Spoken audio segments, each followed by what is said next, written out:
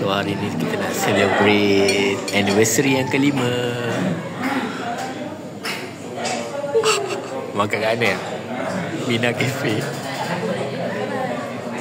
Kenapa Iman ikut? Hari ni kenapa Iman ikut?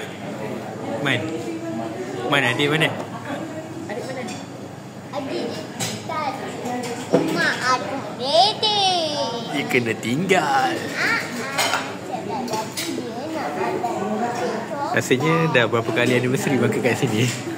Betul. Okay, bye-bye makan. Mana ayam? Okay, dia terletak di labis. Sedap, dia crunchy. Nak kecap pula kita makan ayam. Ada mi Man? Tu ada mi.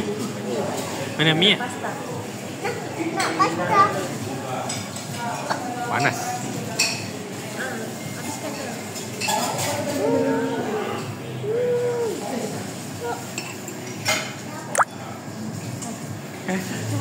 Makan lah. Belum cukup time lagi.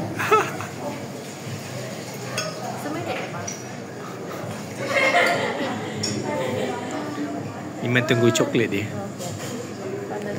Iman makan apa Man? Iman tak boleh main gelonsor Iman lah Man. Hujan. Dia dah tutup lah Man. Dia siap pakai baju renang nak main gelonsor. Okay lah, bye-bye.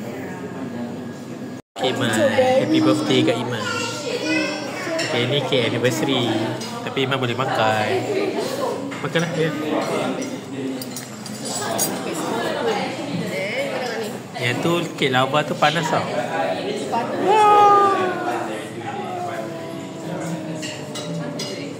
Nak makan panas. Nak aiskrim tak sikit? Okey. Okay guys. Kek coklat. Baik, rasa panas ke? Cium.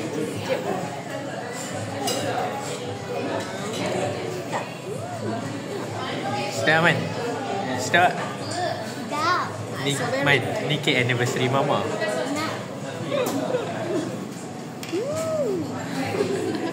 Best ke Man? Best ke mana? Makanlah. Makan. Nak. Tak nak?